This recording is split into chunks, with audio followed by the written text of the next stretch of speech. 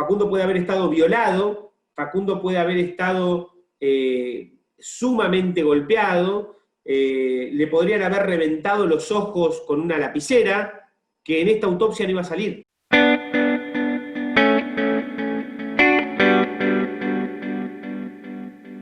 En esta nueva entrevista para Órbita Política Digital, tengo el placer de conversar con Luciano Peretto, abogado de la familia Facundo Astudillo Castro. Antes de empezar, quería agradecerle a Santiago Sarkis, quien me facilitó esta entrevista, y por supuesto a usted, doctor, por su predisposición. Los saludo, ¿cómo le va? Muy bien, tranquilo dentro de la tormenta que representa la causa. Bien, como todos imaginarán, en esta entrevista vamos a hablar sobre la causa Facundo Astudillo Castro. Por la complejidad de la causa y por su vigencia, me fue difícil encontrar un patrón uniforme para entrevistarlo, ¿no?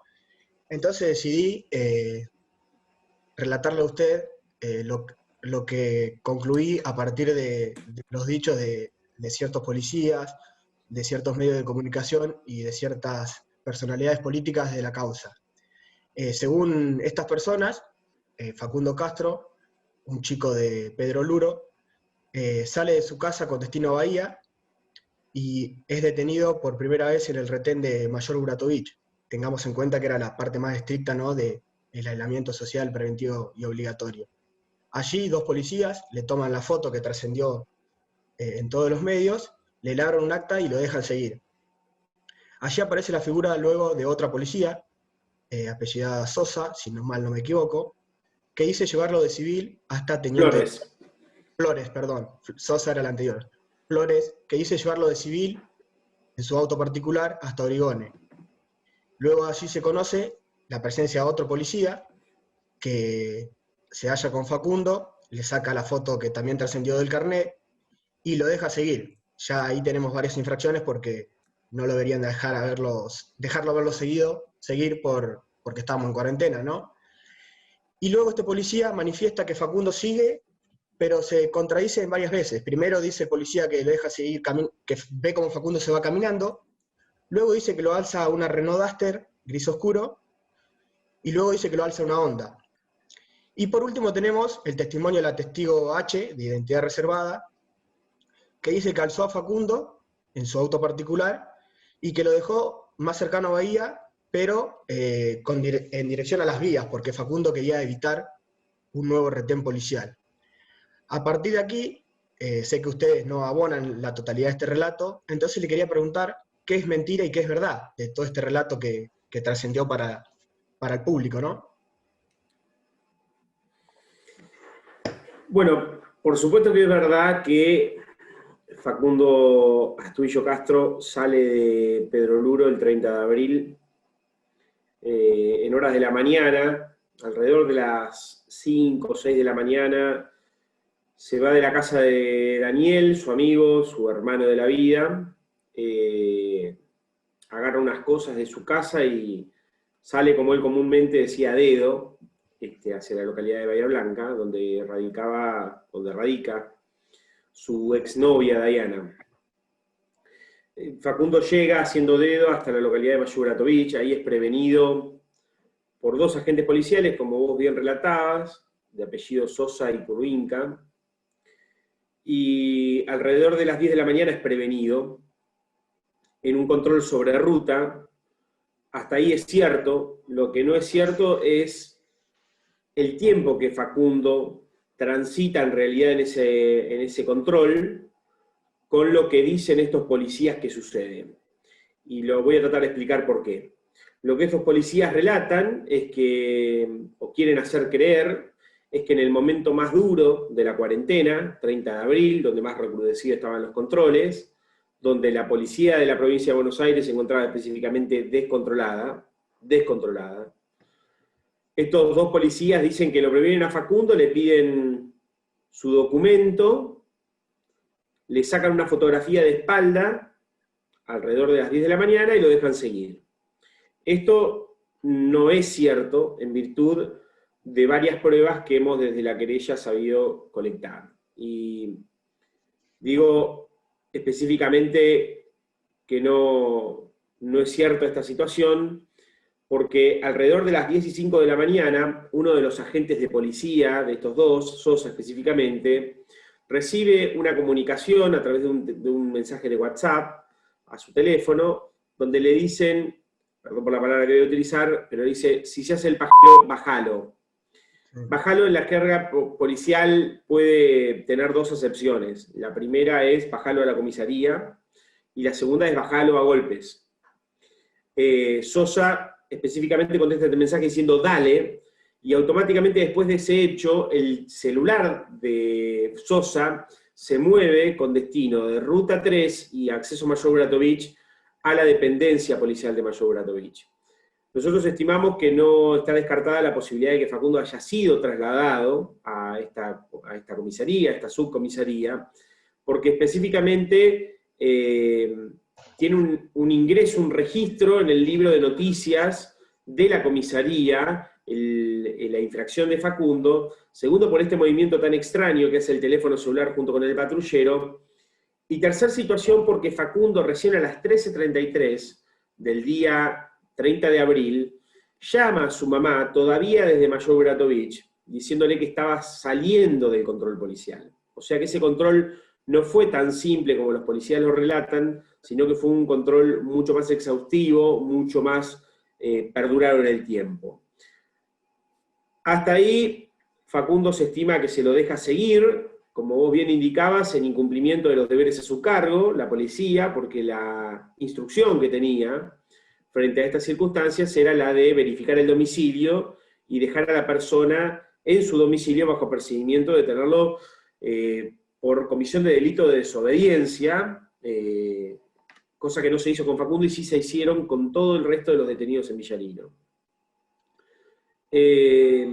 Después aparece esta persona, esta oficial de policía, que lo singular de esta situación es que Xiomara Flores iba en el vehículo de su padrastro, iba de civil, es policía y es media hermana de Jana Kuruinka. No comparten apellido, pero son medias hermanas, sí comparten la madre.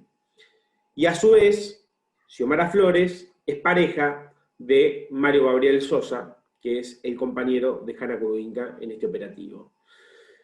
La declaración de Xiomara Flores no cierra por ningún lado, primero porque relata que lo levanta Facundo alrededor de las 12:30 en un lugar cercano a Mayor Buratovich y que lo deja alrededor de la 1:10 en Teniente Origone. Y lo importante es tener en cuenta que según el registro de antenas, de uso de antena de Facundo, Facundo todavía a las 3:73 estaba en el acceso a Mayor Buratovich, con lo cual es imposible que haya vuelto hacia atrás. Segunda circunstancia, es bastante llamativa que un oficial de la policía de la provincia de Buenos Aires, en plena cuarentena, haya levantado haciendo dedo a una persona que iba caminando al costado de la ruta. Y tercera circunstancia, lo que hace muy extraño el testimonio de Xiomara Flores, es en sí el comportamiento que tiene. Primero porque aparece el día 15 de junio, recién, de alguna manera noticiando esta circunstancia, y lo hace durante un rastrillaje del cual estábamos participando Cristina Castro y yo, y lo hace en una actitud absolutamente defensiva. Todavía en esa circunstancia nosotros estábamos en una carátula de averiguación de paradero, es decir, todavía no sabíamos que Facundo había sido víctima de encuentros sucesivos muy dudosos y contradictorios con la policía de la provincia de Buenos Aires, y Xiomara Flores se pone en una actitud absolutamente defensiva, absolutamente nerviosa, y en la que refiere que no va a hablar si no tiene a su superior al lado. El tercer contacto policial que tiene Facundo, que también surge ese mismo 18 ahí durante el rastrillaje, es con un efectivo policial de la localidad de Teniente Origone, el oficial Alberto González, que como bien también decías, sufre de... González tiene en esta historia el rol del alumno que no se aprende la lección, y se equivoca continuamente, y echa mano a una libreta en el que además de tener anotados allá por el 18 de junio los datos de Facundo, también tiene anotados los datos de la testigo H. Y esto no lo advierte quizá González, que debió haber tenido otro tipo de precauciones si su conducta iba a colaborar a un encubrimiento. Y lo cierto es que primero dice que se va caminando, después que se va en un Asteroro, después que es una Honda CRB, dice con memoria de alumno de primaria la dirección a la que se dirigía Facundo, dice que Facundo no tenía, no tenía documento, que tenía solamente carnet de conductor, cuando Facundo ya había sido prevenido en Buratovich y había exhibido el DNI. Y una serie de inconsistencias que la verdad lo hacen, como yo te decía, el mal alumno de esta lección y que no logra superar el más mínimo examen en materia de no contradicción en cuanto a esta circunstancia. Y la incorporación de la testigo H, la verdad que hay que valorarla en el marco de esta causa como tal. Primero, de alguna manera, tener en cuenta la enorme mentira que dice el ministro Berni cada vez que habla de la testigo H, y esta circunstancia tiene que ver con que la testigo H no ingresa a la causa por una averiguación muy exhaustiva de la Policía Federal y de una concordancia de lectoras de patentes, y nada por el estilo. La testigo H ingresa a la historia porque la incorporan 2 policías de la provincia de Buenos Aires, y esos 2 policías son Mario Gabriel Sosa y Xiomara Flores, quienes dicen que en horas de la noche reciben una visita de una persona que no pueden identificar quién es porque no la conocen, pero que les dice que esta señora podría haber llevado a Facundo Bahía Blanca. Y ahí arranca esta suerte de testigo, que la verdad que nosotros estamos entre 2 hipótesis, o el testigo está muy confundido o el testigo miente, pero lo cierto es que no cierra por ningún lado su declaración. Primero, porque la testigo refiere que ese día que ella lleva a Facundo, supuestamente, que no puede precisar que haya sido el 30 de abril, dice que en Mayor Buratovich había un fuerte control policial, por lo menos 4 patrulleros. Según el ABL, que es el equipo de GPS que tiene cada uno de estos patrulleros, el acceso de Mayor Buratovich nunca estuvo ocupado por más de un patrullero. Es decir, que ese día, lamentablemente, no fue. Segunda circunstancia, refiere que levanta a este supuesto Facundo en la entrada de Teniente Origón. Este es el kilómetro 757 de la Ruta 3, cuando en realidad Alberto González dice que quien lo levanta Facundo lo hace en el kilómetro 750. Ustedes dirán, bueno, es un lugar, son 7 kilómetros, no es mucho. Sí, es un montón porque el lugar es absolutamente distinto. Uno es un acceso a una localidad y el otro es ruta sin nada. Tercer circunstancia, la testigo H refiere que el patrullero está colocado en perpendicular a la ruta y abordado por 2 masculinos y Facundo parado al lado. Y en realidad Alberto González dice que el patrullero está en ese momento perpendicular a la ruta y que él no estaba acompañado de nadie, ¿sí? Y tercera o cuarta circunstancia de que la testigo H en realidad no correspondería a darle el grado de certeza que pretende cierto sector del poder y cierto sector de la policía, es que para la testigo H haber cumplido con la trayectoria, con el trayecto que dice haber levantado a Facundo y haber pasado ese día, según una lectora de patente de dudoso informe también, porque está manipulado, la testigo H, de unos 70 y pico de años, debería haber realizado más o menos un promedio de 170 kilómetros por hora, desde el momento en que González le saca la foto al carnet de conductor, hasta ese momento que pasa por el control fitosanitario, no contando que hay rotondas, hay vías, lo tuvo que haber levantado a Facundo, lo tuvo que haber dejado, y esta circunstancia realmente hace que el testimonio del testigo H no cierre por ningún lado, por lo menos en vinculación con la causa. Bien, doctor, queda clarísimo cómo se contradicen los dichos de González con lo de la testigo H. Antes de pasar a profundizar la hipótesis de desaparición forzada, quería preguntar por otras pruebas que también levantan sospechas, ¿no? El amuleto que apareció en un calabozo de Teniente Origone, que correspondía a Facundo, era un amuleto que le había regalado a su abuela. ¿Explica para usted que Facundo estuvo allí, en esa comisaría? Yo creo que más que explicar, en esta causa, donde se investiga la desaparición forzada de una persona, viene de alguna manera esto a contradecir o a romper con cierta lógica estructural que los abogados tenemos incorporados como chip a la hora de un delito. Y esto quiere decir el que alega prueba. Es decir, la necesidad que creemos tener los abogados en toda causa de tener que probar cada uno de los elementos del delito y cada una de las circunstancias para poder dar con la autoría de quien decimos tiene participación en determinada estructura penal, en los delitos de desaparición forzada de personas pasa algo realmente llamativo y que viene a romper con esta estructura del que alega prueba en sentido estricto de qué es lo que pasó efectivamente con Facundo. Nosotros tenemos el peso doctrinario, jurisprudencial y normativo de probar que Facundo, el 30 de abril, más o menos entre las 14 y las 15 horas, estaba en este plano y que a partir de ese momento no está más. Y que cuando aparece, aparece en un cangrejal, en estado esquelético, y cuya autopsia da que ha sufrido una muerte violenta por asfixia por sumersión. ¿Esto qué quiere decir? Que de alguna manera nosotros en la causa vamos estructurando qué puede haber pasado, o dónde puede haber estado, o quiénes pueden haber tenido cierta participación. Pero tenemos, de alguna manera, la situación excepcional de no tener que probar específicamente minuto por minuto de lo que le pasó a Facundo, o de dónde estuvo. Bien. Si me preguntan por una cuestión personal, entiendo que ese calabozo en el que se encuentra un objeto de uso personal de Facundo, que es un huevito que parece una sandía, que tiene una vaquita de San Antonio adentro, que se ha convertido como una especie de símbolo de la causa, ¿no?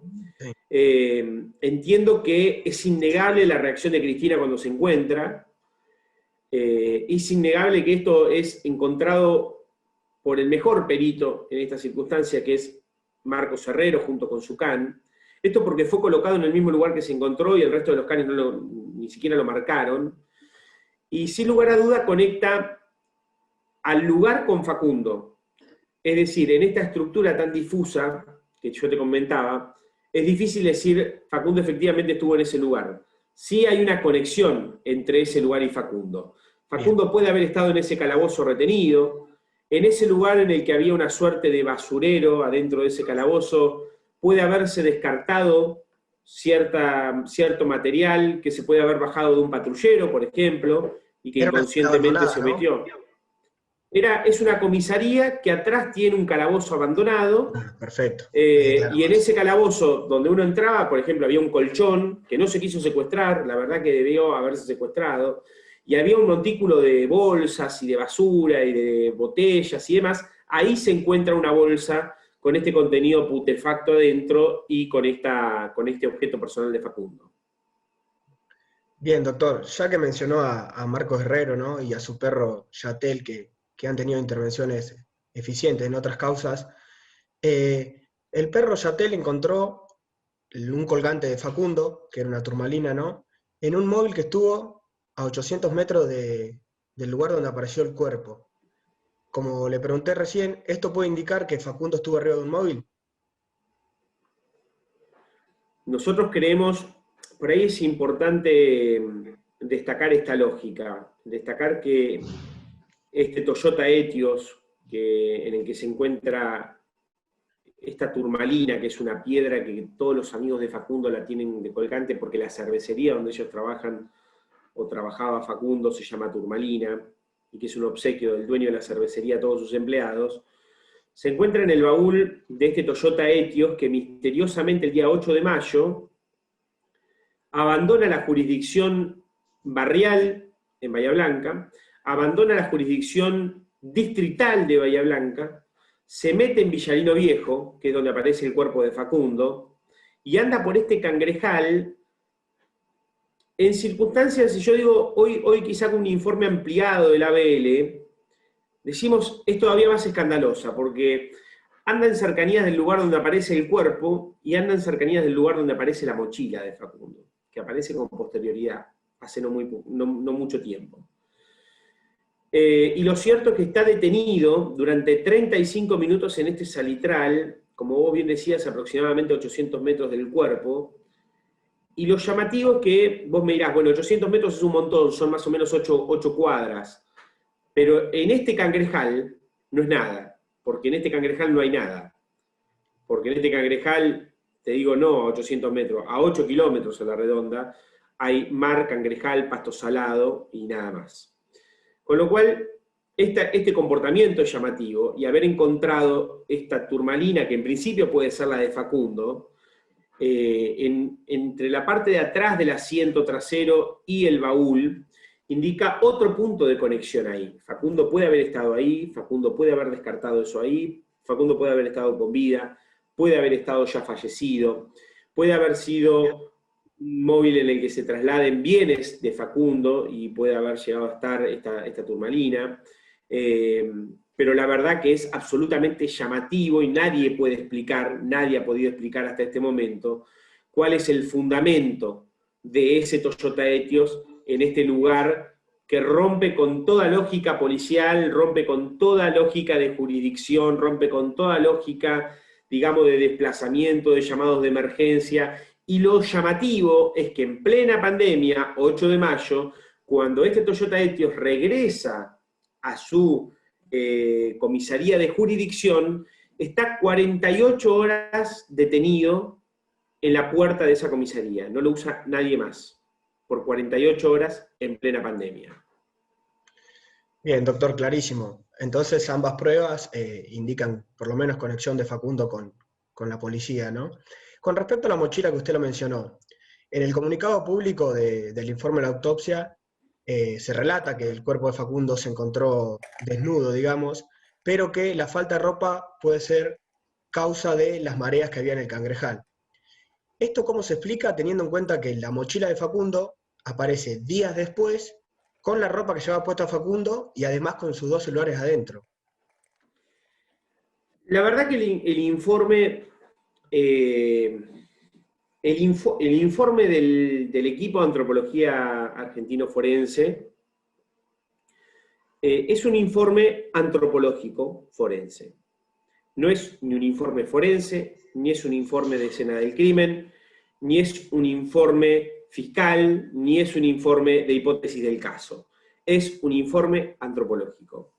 Para que vos te des una idea, y tu audiencia también, cuando nosotros llegamos al lugar donde estaba el cuerpo de Facundo, nos colocamos todo este traje, ¿no?, para proteger y no contaminar la escena del crimen. Cuando llegamos al lugar vemos 2 huellas de un vehículo de gran porte que llegan hasta escasos centímetros del cuerpo de Facundo y se retiran.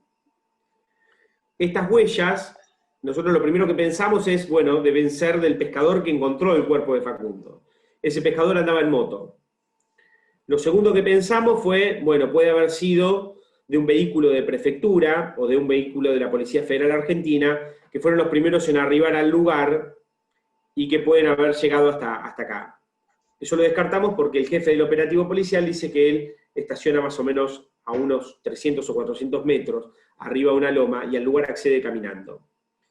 Esas huellas, para que vos te des una idea, o fueron las que fueron a dejar el cuerpo de Facundo, o inevitablemente lo vieron al cuerpo de Facundo porque llegaban hasta escasos centímetros.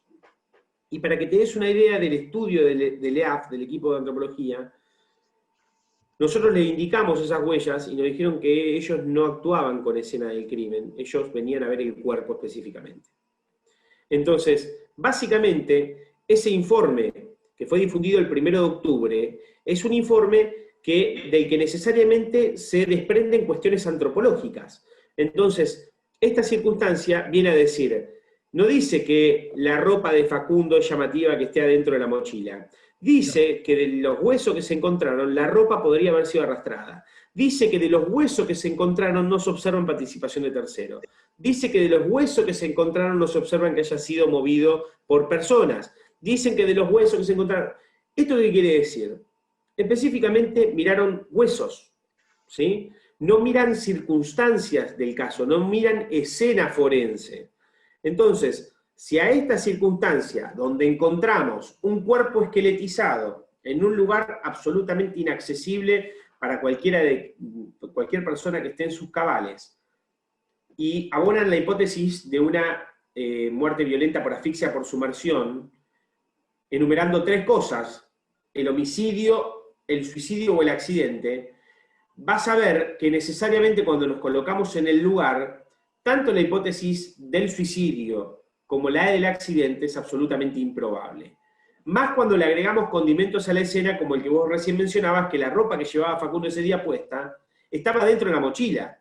Entonces, que alguien me pueda explicar cómo en la hipótesis, primero la hipótesis del suicidio, diciendo, bueno, una persona hizo 120 kilómetros a dedo, estuvo todo un día haciendo dedo para llegar a un cangrejal y ahogarse de manera voluntaria en un suicidio en un charco de 20 centímetros. Pero antes pasó por una comisaría y dejó un amuleto.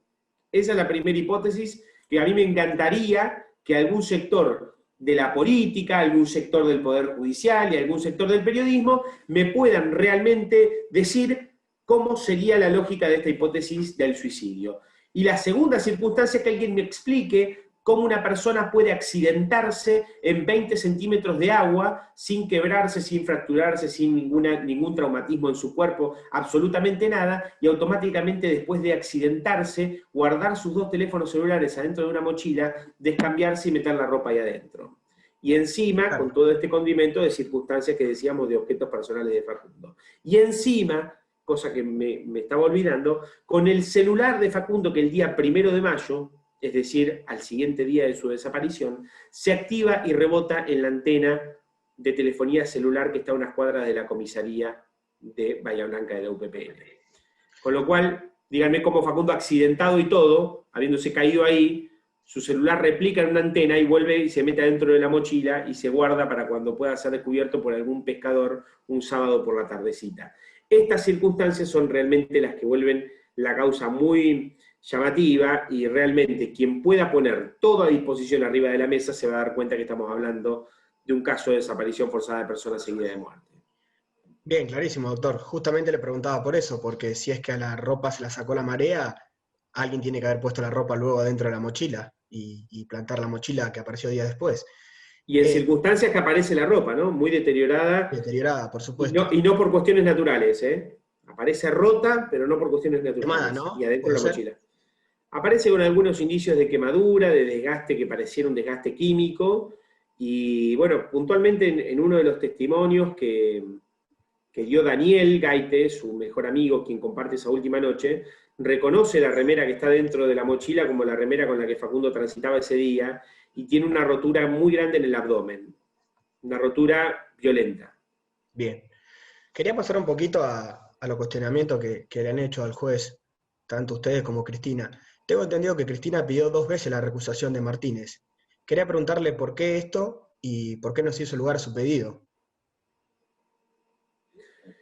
Bueno, yo creo que a veces el sistema judicial nos pone en círculos viciosos de los cuales son muy difíciles salir. Uno de esos círculos viciosos es habernos asignado el único fiscal que tenemos en el Departamento Judicial Bahía Blanca, porque es un fiscal que está a cargo de las 2 fiscalías federales, y un fiscal que nosotros venimos sosteniendo desde un primer momento, desde una charla preliminar que tuvimos con el fiscal que no estaba a la altura de las circunstancias. Un fiscal que no tenía diálogo con Cristina, un fiscal que la verdad que siempre dudó de la hipótesis de la desaparición forzada. La verdad que siempre trabajó este fiscal para tratar de hacer caer las pruebas que específicamente nosotros habíamos acercado a la fiscalía y que robustecían cada vez más la hipótesis de la desaparición forzada. Un fiscal que no presenció ni una de las diligencias de manera personal en la causa, un fiscal que no tomó declaraciones testimonial en el marco de la causa, las delegó en el fiscal de la Procubín, hoy sí fiscal adjunto con él en el marco de la investigación, André Heim. Un fiscal, como te decía, que pedía detenciones, la verdad, viste, como el jugador que patea mal para que la pelota vaya al córner, bueno, específicamente eso fue lo que hizo la única vez que pidió detenciones de efectivos policiales, pedirlas mal para que se las rechazaran.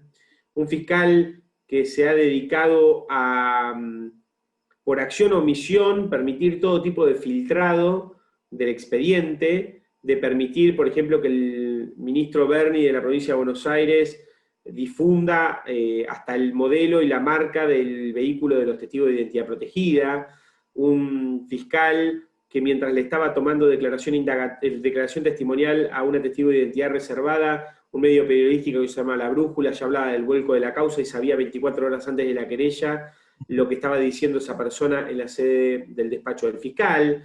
Bueno, sin lugar a dudas esta circunstancia nos llevó a nosotros a pedir 2 veces la recusación, que era definida por la jueza de la causa, que es la jueza Gabriela Marrón, y que de alguna manera, digamos, también es parte de este círculo del que estamos presos, del que no podemos salir, del que le hemos pedido en reiteradas oportunidades la prueba, por ejemplo, de luminol para la comisaría de Origone, que es donde encontramos el amuleto de Facundo, y nos la han denegado sin expresión de causa, donde le hemos pedido infinidad de situaciones, hasta de protección de algunas personas, a través de un recurso de habeas corpus, que estaban siendo hostigadas por la policía bonaerense, y nos lo ha denegado, y ahora la Cámara le ha dicho que lo tiene que atender. Esto es la burocracia judicial, esto es, sin lugar a duda, lo que tenemos que enfrentarnos frente a un sistema que a veces no se toma las circunstancias del caso con la misma urgencia y sed de justicia que de la querella necesitamos. Y bueno, y acá estamos. De alguna manera, yo digo, no nos dieron violeta, pero tenemos lila. Y de alguna manera me parece que esto quedó demostrado cuando de la visita con el Procurador General de la Nación, de parte de Cristina, de los abogados de la querella, y del propio Presidente de la Nación también, al que tuvimos posibilidad de entrevistarnos con él en nuestro viaje a Buenos Aires, se le agrega a este fiscal tan letardo, de alguna manera tan burocrático, tan ponedor de palos a la rueda, tan abogado de la bonaerense, le agregan 2 fiscales, que son el doctor Andrés Heim y el doctor Horacio Solín, que son de alguna manera 2 columnas que le ponen al costado a Martínez y que permiten traer... Estoy de acuerdo, hubiese estado de acuerdo con la designación, primero, más pronta de estos 2 fiscales, y lo que hubiese saneado absolutamente la situación, la causa, hubiese sido que lo retiren a Martínez, no que lo dejaran. Por eso porque la verdad que la demostración de poca seriedad de Martínez en la causa, que tiene que ver con este filtrado de información permanente, me parece que habla del riesgo que sigue teniendo la causa, de que una persona que no está con el nivel de compromiso que la causa merita, igualmente sigue operando dentro de las circunstancias. Y eso está, y lo vemos todos los días, cuando en las circunstancias más sensibles, más importantes y más jugadas para la hipótesis de la desaparición forzada, Martínez no firma los despachos. Lo firma sí a Solín y lo firma Heim, pero no lo firma Martínez, con lo cual sigue demostrando su poco compromiso con la verdad. Bien, ¿para usted el accionar de Martínez es mala praxis o es adrede? ¿Es más cercano al encubrimiento? Lo tiene que dirimir la justicia, lo tiene que dirimir la Procuración General de la Nación, y lo tiene que dirimir los mecanismos constitucionales en materia de un juicio político, que entiendo y cada vez estoy más convencido que Martínez tiene que afrontar. Por esta causa y por causas de absoluta gravedad, y por su poco compromiso con los derechos humanos, y con la objeción de conciencia que debe regir en su profesión, quien ha abandonado a la víctima en el momento más duro, quien la ha hecho viajar 240 kilómetros para ir a entrevistarse, se ha ido de la fiscalía. La verdad que eso, digamos, no debe ser gratis, y uno debe específicamente ser preso de esas conductas, y tendrá que enfrentar los cargos que correspondan. Clarísimo, doctor. Con respecto al informe final de la autopsia, la perito de parte, Virginia Kremer, firmó en disidencia fundamentalmente por 2 cosas. Primero, por el fenómeno del diente rosado, que no está de acuerdo con sus conclusiones, y segundo, por que no se menciona en el informe final la posible participación de terceras personas. ¿Podría explicar un poquito estos 2 fenómenos que le hicieron disentir a la perito? Sí.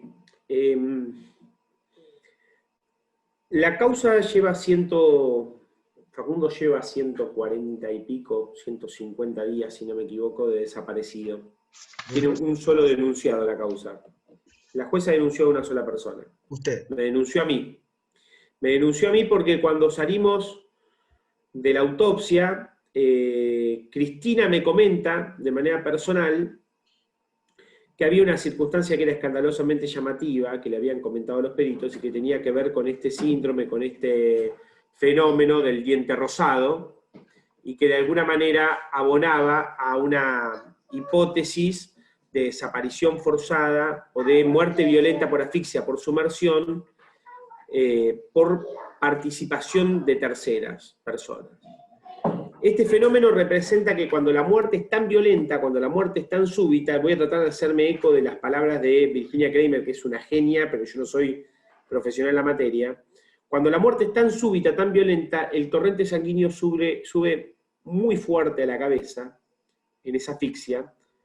La sangre se mete adentro de los dientes a través de los capilares sanguíneos, y el paro cardíaco ocurre sobre la víctima antes de que esa sangre pueda salir.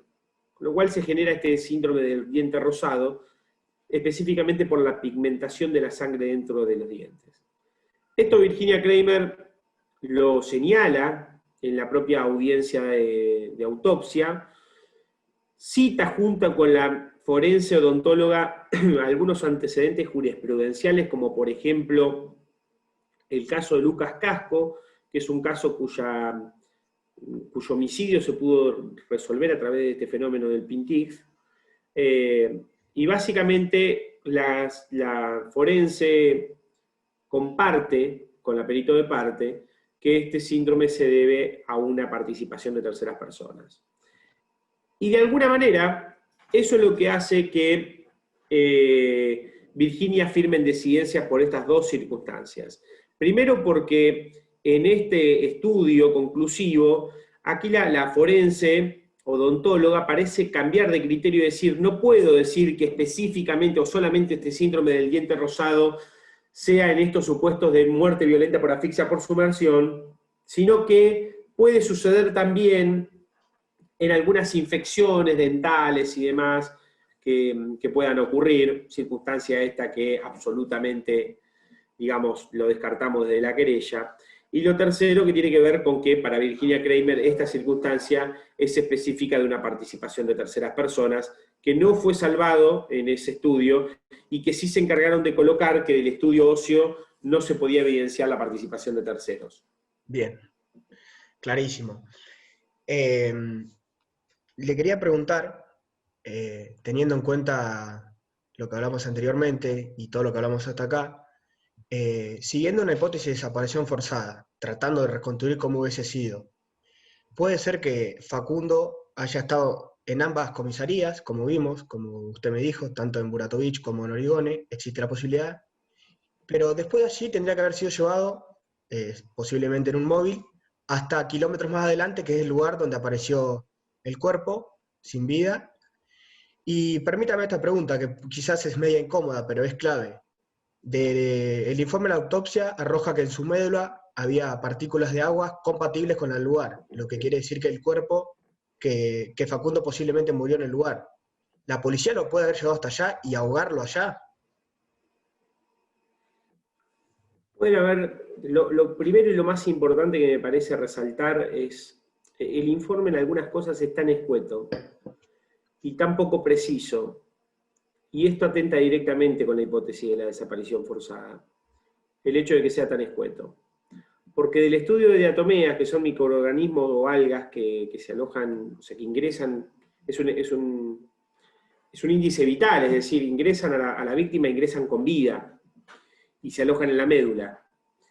Pero el informe dice que es compatible con las partículas o las diatomeas de la zona. ¿Esto qué quiere decir?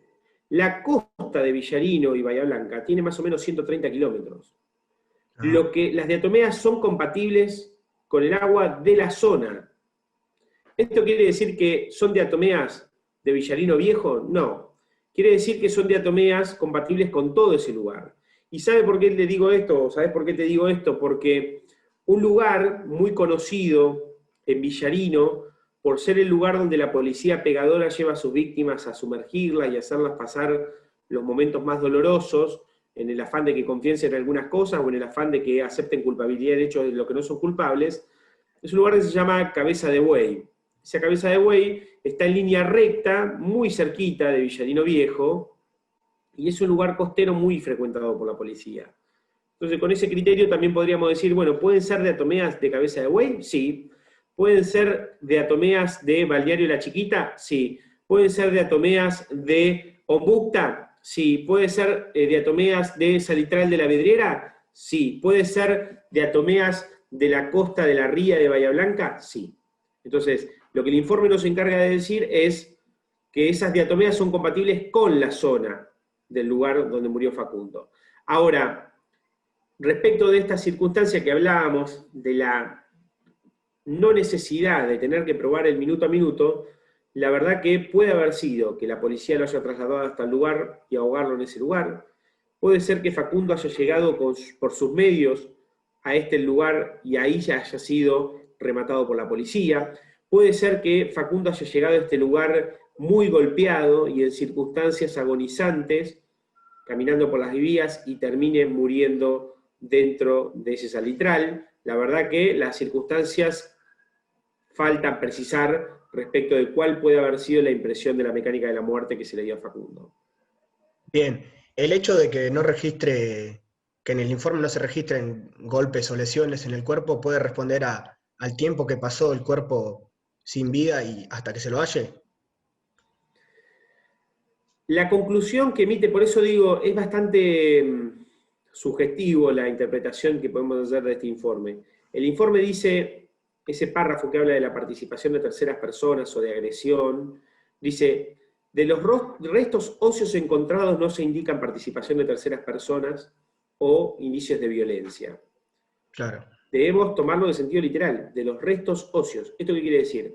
Yo puedo haberle reventado el hígado a patadas, claro, y dejarlo agonizante, y como no hay materia blanda, no hay órganos blandos del cuerpo de Facundo, esto no salió. Básicamente el cuerpo presenta un deterioro importantísimo, es un estado esqueletizado absoluto, no hay partes blandas, con lo cual el estudio no deja de decir solamente lo que dice.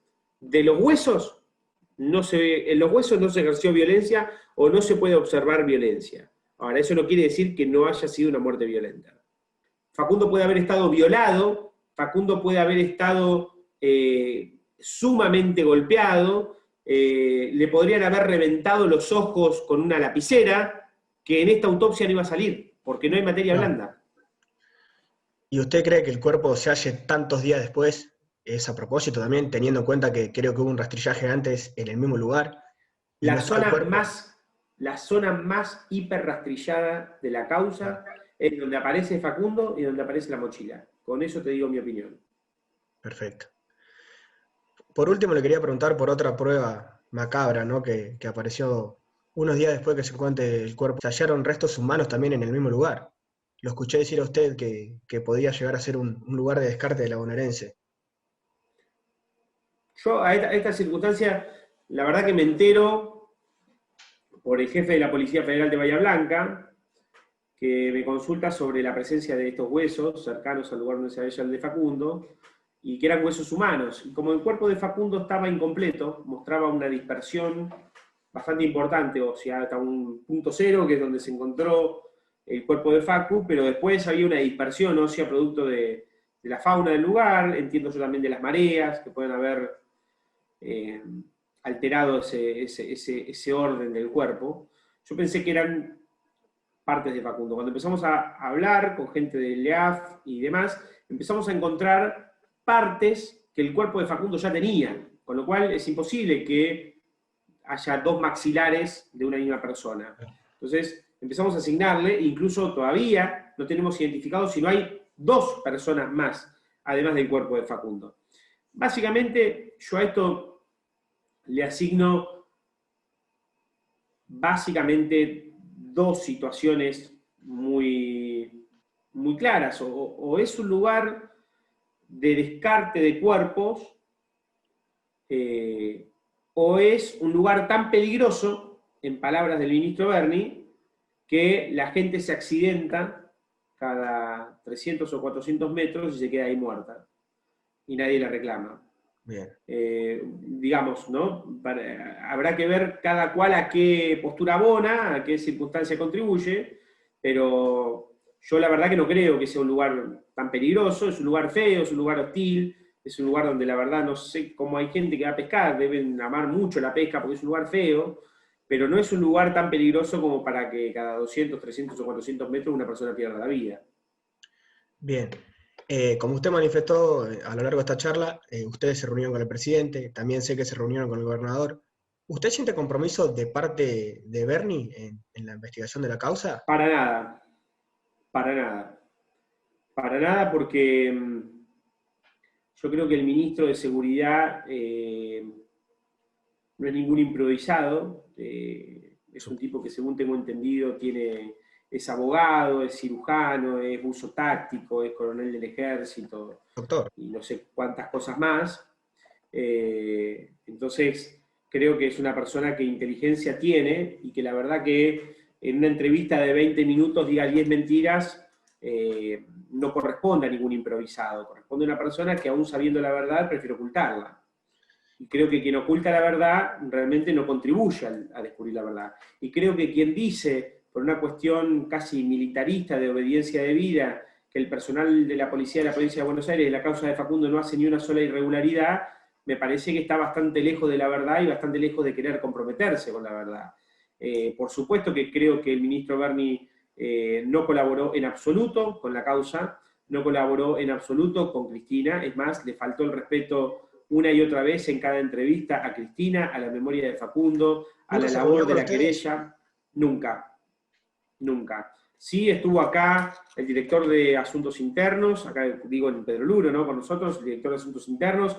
Sí estuvo el recientemente removido jefe de la policía bonaerense, García, pero no estuvo el ministro Berni. Sí ha hablado por teléfono con Cristina en algunas oportunidades, específicamente creo que en dos, en el que uno le dijo quédese tranquilo, que su hijo está con vida y se lo voy a traer, y en otra en el que después de entrevistarse con los miembros de la policía de la provincia de Buenos Aires que habían tenido contacto con Facundo, le dijo, lo siento mucho, retiro a la bonaerense de la investigación. ¿Es cierto que el día que se halló el cuerpo les dijo a una serie de periodistas y periodistas que había ahí y a otras personas, ahora va a aparecer la mochila este mismo día? ¿Es cierto eso? Lo cierto es que el ministro Berni, en una nota que da esa misma noche, dice que se había encontrado el cuerpo de Facundo y que era indudable que era Facundo porque estaba la mochila con él. Y Y eso que no él fue se así. informaba, no fue así, la mochila apareció hace poco, y que él se informaba por el periodista más serio de Bahía Blanca, que era Germán Sasso, que es el titular de La Brújula, que es el abogado defensor de la policía bonaerense. Es el que decía que Facundo estaba vendiendo bolsitas mientras estaba muerto, ¿no? Estaba vendiendo bolsitas de nylon en Bahía Blanca, estaba jugando al fútbol con unos amigos en una canchita atrás del Hospital Pena, estaba escondido, estaba saludando a su novia, que lo había visto una testigo de identidad reservada también. Esa seriedad de La Brújula es por el que se informa el ministro Berni. Y resulta raro que diga que ya sabía que era Facundo si todavía no se había hecho la autopsia, ¿no? Era un esqueleto. Por eso. Bien, doctor, antes de terminar le quería preguntar si es cierto que en los próximos días van a salir pruebas que van a permitir avanzar en la causa drásticamente, digamos. Sí, sí, la verdad que hemos cumplido con pedirlas, hemos cumplido con sustentarlas, hemos pedido con fundamentarlas, y resta solamente la habilitación por parte de la justicia. De la producción de esta prueba, que para nosotros es sumamente importante y que va a traer un giro enorme a la causa, porque lo que estamos viendo que está saliendo a la luz es de un nivel de escándalo que no va a dejar ningún tipo de dudas de la hipótesis de la desaparición forzada seguida de muerte de Facundo en manos de la policía bonaerense. Doctor, esclarecedor, le agradezco mucho por su tiempo y le mando fuerzas tanto a usted como a la mamá de Facundo. Muchas gracias, que tenga buenas noches. Hasta luego.